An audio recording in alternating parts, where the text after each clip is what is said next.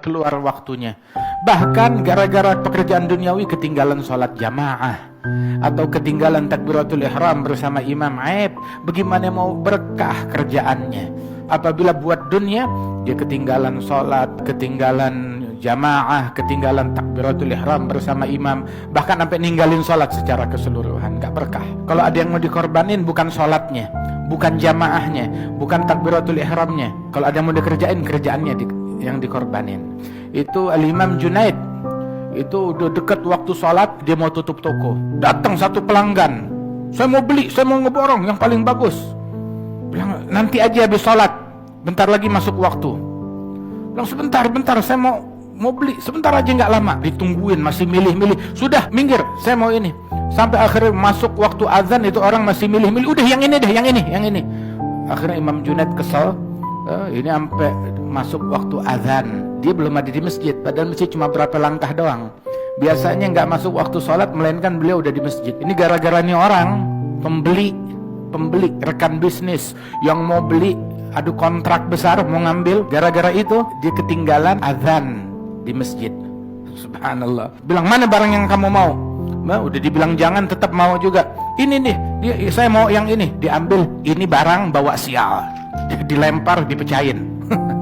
Ini barang bawa sial, jadi saya nggak bakalan jual. Gara-gara nih barang nih, saya ketinggalan tuh. Ketinggalan apa? Dia nggak ketinggalan takbiratul ihram, nggak ketinggalan sholat fardu, nggak ketinggalan sholat jamaah. Cuma azan di masjid, dia belum ada di masjid. Ketinggalan itu doang. Radhiyallahu anhu arda. Sampai itu di antara mereka lagi kerjaannya ngebelah kayu bakar. Dia kumpulkan kayu bakar untuk dia jual.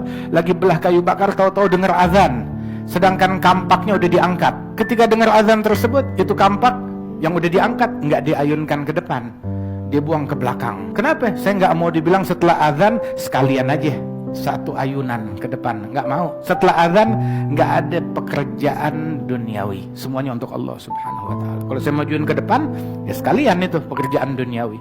Sampai begitu, makanya itu orang dulu masuk ke tokonya, dia punya toko, dia punya kerjaan, sebelum subuh dia di masjid, sholat subuh di masjid, duduk sampai isyraq, terbit matahari, dia sholat isyraq, dia sholat duha, baru pulang ke rumahnya, sarapan di rumah, istirahat bentar, jam 8, jam 9 dia pergi ke pasar, nyempurnain lagi sholat duhanya di rumah, kalau enggak di toko, di pasar, sampai menjelang zuhur dia tutup toko. Yang di kebun menjelang zuhur pergi ke masjidnya atau ke musallanya, sholat zuhur di situ. Kadang habis sholat zuhur dia buka toko sedikit sebentaran begitu, sampai terus ditutup sampai asar. Habis sholat asar jamaah dibuka dikit tuh toko, menjelang maghrib tutup, udah nggak buka lagi. Jadi cuma berapa jam doang. Ini di Hadramaut seperti ini, toko bukanya tuh dari pagi sampai menjelang zuhur. Habis zuhur ada beberapa toko yang buka sedikit, tapi kebanyakan udah tutup dah. Tutup sampai asar, ntar abis asar dia buka sedikit sampai menjelang maghrib, udah selesai tutup. Nggak ada toko yang buka antara maghrib dan isya zaman dulu. Namun dari jam toko yang sedikit tersebut, mereka bisa pergi haji, bisa ngawinin anak, punya anak 9, dia kawinin dari toko yang kecil tersebut. Dia pergi haji, dia bisa hajiin anaknya, hajiin mantunya, hajiin cucunya. Meninggal dunia, tanahnya di mana-mana warisannya. Punya dari mana? Cuma dari toko kecil satu.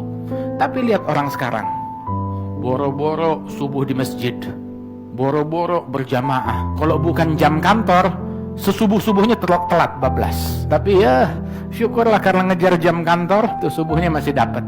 Itu pun juga kalau telat, dia panik, bukan panik telat subuh, panik takut diomelin bos. Sampai segitunya, mati-matian, abis-abisan, berkutat dengan macet, sampai pulang ke rumah malam, nggak dapat sholat jamaah, nggak dapat sholat duha, nggak dapat takbiratul ihram, nggak dapat rawatib, nggak dapat gobliyah, nggak dapat ba'diyah, nggak dapat wirid, nggak dapat ratib, tuh nggak dapat tahajud, nggak dapat qiyamul lail, dan juga nggak dapat waktu kebersamaan dengan anak istri, nggak dapat waktu kebersamaan dengan anak istri. Deminya dia rela mengorbankan akhirat yang banyak. Apa yang terjadi?